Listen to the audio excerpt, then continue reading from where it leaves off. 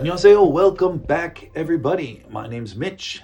미친 영어 coaching here for you to help you improve your English speaking. Speak with confidence, speak comfortably, speak fluently, speak professionally, whether in a social setting or in a business setting.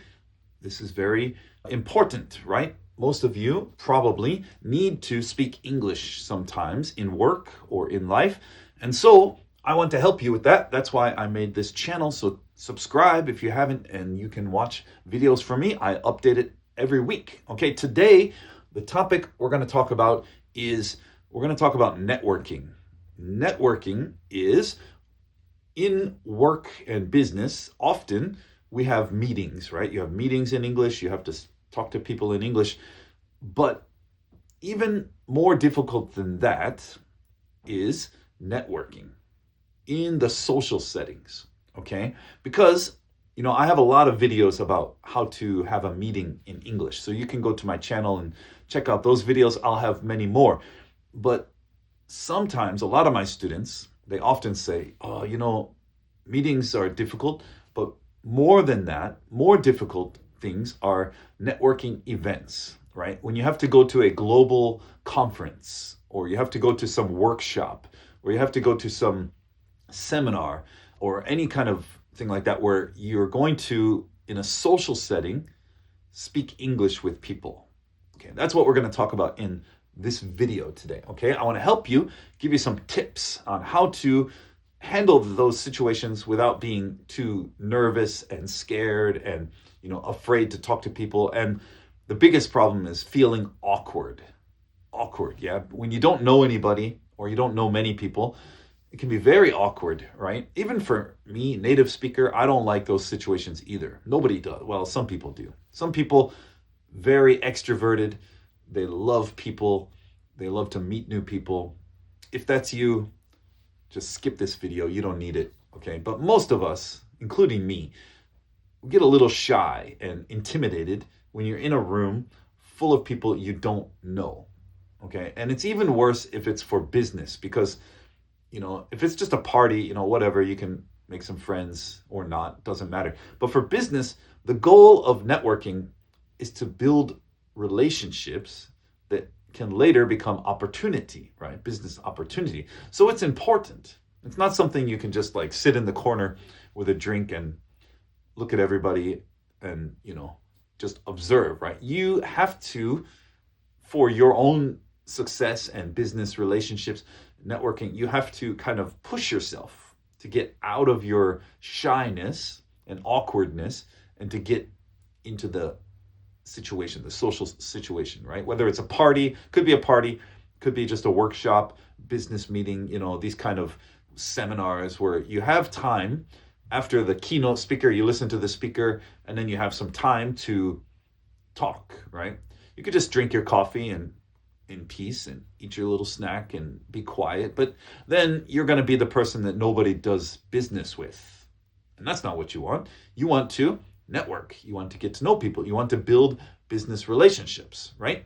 So how do we do that? Well, the first thing, let's talk about step one, is the approach, okay?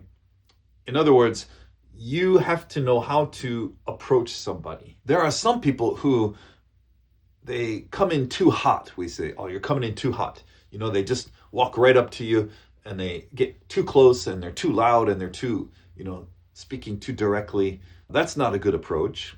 Probably that's not going to be you, because most of us are too shy to do that. But I have known people who do that. They come in too hot, too loud, too big, So that's not what we want. But then most of us, I think, struggle with this. We come in very quietly, too shy, we're unnoticeable.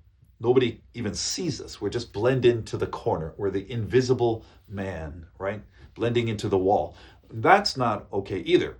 Okay, so when we approach a group, we're gonna, first of all, read their body language of the group. If the group seems like they're having deep discussion, or they're, getting a little angry, or it's awkward, don't go to that group. Try a different group. Okay, go to a group that feels and looks like and sounds like they're having fun. It's casual, it's relaxed, and then approach the group. even though you don't know them. This is how we do it in America, Western culture. I know in Korea it's not that common, but this is how you do it. You walk up to the group and then you try to, don't immediately interrupt. You don't want to interrupt right away. Just wait and you'll find some natural dip in the conversation, right? Conversations kind of go up and down. So eventually they'll kind of quiet down or, they'll notice you. Most people, if they have sense, they'll be like, okay, this guy or girl is here. Obviously, we should probably talk to them. But they also might feel awkward. Okay, so I gave some tips this week on my Instagram. And if you go to my Instagram account, you can see that video. But I'll just give you some right here too. When you want to get into the group, into the circle, after, like I said, after the conversation kind of dips, you can just say something like, do you mind if I join you guys? Do you mind if I join you guys? That's it. Very simple, very casual, but friendly approach. And that way, they will usually, almost all the time, they'll say, oh yeah, come on in. What's your name? Right? And then you say, oh, my name's Mitch. Yeah, what do you do? Okay, so that's just a very simple way to start it. Okay, but if you just stand there quietly, that's too awkward, right? They don't know. You could be a killer, serial killer, right? You look too quiet. You got to say something, but don't jump in and interrupt. You just wait for the right time and then just say, hi, do you guys mind if I join you guys? Or, I couldn't help but overhearing, they're talking about some subject. You say, oh, I'm sorry, I couldn't help but overhear. You were talking about this city. Oh yeah, I've been to that city too. I really like that. What did you think about, and then you're naturally kind of getting into the conversation. That one, a little more difficult. That's a little more advanced. So maybe just start with, do you mind if I join you guys? Quite simple. And that will get you in the group, okay? So that's one way to avoid those awkward situations, social situations, okay? Then you want to practice this before you go to any event. This is something you should always be able to do. Kind of a 30-second, they call it the elevator pitch, right? You could call it the one-liner. Even shorter is better, right? Because most people, they're going to ask you, they're going to say, oh, what's your name? Oh, I'm Mitch. And then the next question, almost always, what do you do? What do you do? Yeah. This is what, in a Western culture, this is how we get to know each other, right? What do you do? Okay. And then the way to answer it is not to give some long, 5-minute explanation about what you do. Nobody wants to hear that much. So you need to shorten it. You need to edit it before you go to this event, right? Before you meet people, you need to practice this. In my online course on small talk that's on my website at mitchininenglishcoach.com, I talk about this in one of the lessons, okay? One of the lessons, there's a lesson about networking and small talk. And the key that I talk about is first of all, you say your name and then you say your company that you work for. Like, hi, I'm Mitch. I work for this company. I work for Samsung.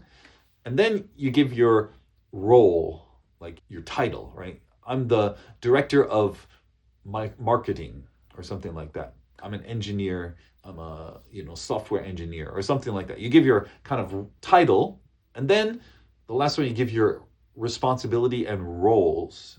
You say, hi, I'm Mitch. Yeah, I'm working at Samsung. I work for Samsung, and I'm the director of marketing. I'm just making this up. You guys know I don't work for Samsung, and definitely not director of marketing. But anyway, then after you say that, then you can say, I'm in charge of sales and data analysis or whatever your responsibilities are. You just list 1, 2, 3 of them is plenty. You don't need more than 2 or 3. Okay. If you give too many, then people, they don't want to hear all that anyway. But just a couple representative tasks that you do in your company in that position. What do you do? Okay. So yeah, I'm Mitch. I work for Samsung. I'm the director of sales and marketing. Yeah, I'm in charge of, sales and analyzing customer input or, whatever the task is. Okay. Every job is different. So this is why I say you have to practice it before you go. Don't try to just think of it right away. Okay. But before you go, just write it down and practice it using those phrases, okay? And I give you more detail than that in the video lesson on my small talk lesson. So go to my website. You can sign up for it. You can do the first lesson for free and just check it out, see what you think. Every video lesson there, I'm giving you 25 vocabulary phrases, words that you can use like this. So each video, there's 5 lessons in each one. So, check that out at my website and it will give you some help in this area. Okay, and then the third step here is to build rapport, what we call rapport, R-A-P-P-O-R-T. Rapport is a word that means, friendliness, basically. You want to build some kind of connection so that they remember you and they feel good feelings when they think about you. Like next time they think like, oh yeah, who is that woman that I met at the conference? She was very nice and friendly. We got along very well, that kind of thing. That's called rapport. So how do you build rapport, as we say? Build rapport. Well, I'll teach you a little thing you can use here called F.O.R.M method, the F.O.R.M method, F-O.R.M. Okay, this will help you remember it. F.O.R.M is basically the safe topics that are good for networking and small talk, okay? F.O.R.M, F means family. Family is a very good topic, nice, very light question. So not anything too crazy. You could say like, oh, are you married? Do you have kids? How do you come from a big family? Do you come from a small family? Do you have any brothers and sisters? Those are all good questions. Don't say like, oh, tell me about when did your mom die? No, that's not that way. But, just simple questions about family is good. That's okay, because then you're getting a little personal. It's not just talking about work. We're talking about family, and that's important. Okay, and then the O stands for occupation. Obviously, that's the one I just talked about. Say, what do you do? What's your occupation? What's your job? What's your role? What's your responsibility in that company? Okay, so you can ask those questions. What company do you work for?